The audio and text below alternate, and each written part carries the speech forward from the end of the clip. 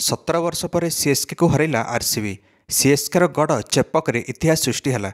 2008 पर आरसीबी ये जीति पार नाला एणिकी किंतु गतकाली आरसीबी दल 6183 दिन पर सीएसके को हरैला चेपक स्टेडियम रे। विगत 17 वर्ष हो सीएसके ये जीति आसुला आरसीबी ठारू, किंतु विराट बाहिनी एकाथरे 50 रन बड़ व्यवधान में सीएसके को हरैले। 2008 मसीहा पर यहीटा सबुठ बड़ विजय आरसीबी चेपक स्टेडियम रे। आरसीबी बनाम सीएसके मैच एणिकी मैच नंबर 8 रे गतकाली खेला जाउतला। सीएसके प्रथम टॉस जीति एणिकी बॉलिंग निष्पत्ति नेले कैप्टेन ऋतुराज गायकवाड़। प्रथम 5 ओवर आरसीबी दल 45 रन करदेला प्रथम बैटिंग करी। विराट कोहली और फिल सल्ट भल स्टार्ट देले आरसीबी को, किंतु हठात एमएस धोनी गोटे बड़ कारनामा करले। आउ थे बिजुली गतिर स्टंपिंग जो फिल सल्ट 32 रन करके स्टंप आउट हेले। फिल सल्ट को पछगोटी बास टिके ही हावारे थिला किछि समय पई। एतिकरे चांस पाईगले कीपर एमएस धोनी आ 0.14 सेकेंड रु भी कम समय भितर स्टंपिंग करदे फिल सल्ट को। एणिकी प्रथम विकेट नहीं गले सीएसके पई। एणिकी तापर देवदूत पडिक्कल आसिले बैटिंग पई, किंतु ये मध्य 14 बॉल 27 रन करके आउट हेले। विराट कोहली एवं भी क्रिज रे थिले। 10म ओवर गोटे जिनस घटिला विराट उपरे। माठीसा पाठीराणा गोटे भयंकर बाउंसर फिंगिले विराट को। विराट को हेलमेट रे बॉल बाजिला। विराट कोहली टिके रागिला बळे हो जाइतिले।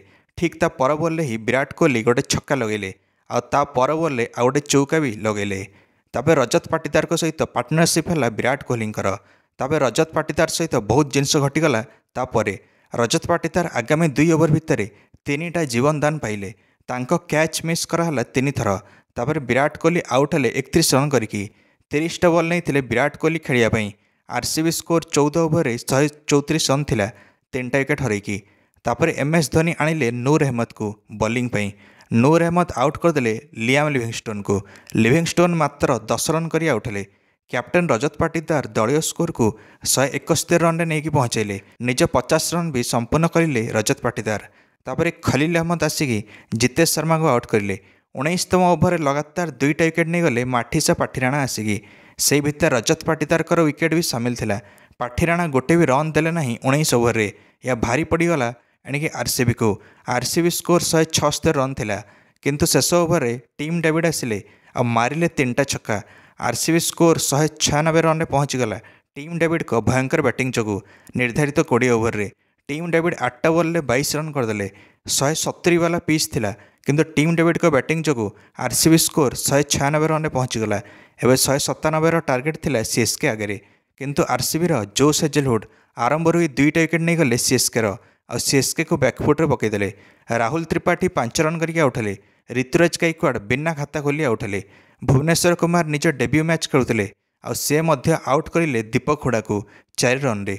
सीएसके एणिकी 6 ओवर 30 रन ही करथिला और 3टा विकेट हरैथिला।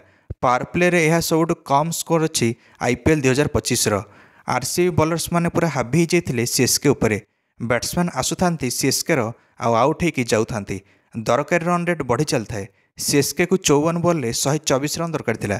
रचिन रविंद्र शिवम दुबे ये 2 जनों उपर रन रेट बढ़ाई आशा थिला, किंतु यश दयाल आसिले और गोटे ओवर ही 2 जनों को बोल्ड करदे।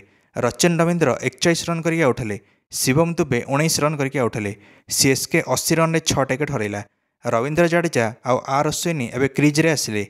एणिके 23 बॉल 117 रन दरकार थिला सीएसके को। एमएस धोनी को बैटिंग पे सब अपेक्षा करते। यह संभव है जिते अश्विनी 11 रन करके आउट हेले।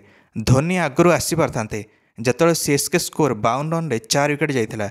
नहले 75 रन जो 5 विकेट गला से भी आसी पारते, किंतु 99 7 विकेट गला धोनी आसिले। यह थिला नंबर 9 जो थे धोनी बैटिंग करने आसिले। एवं तो दरकारी रन रेट भी 20 उपर थिला। आउ एबे कौन करि पारथांते, कारण 17 बॉल 89 रन दरकार थिला। मैचटी शेष ओवर पर्यंत नहीं गले एमएस धोनी।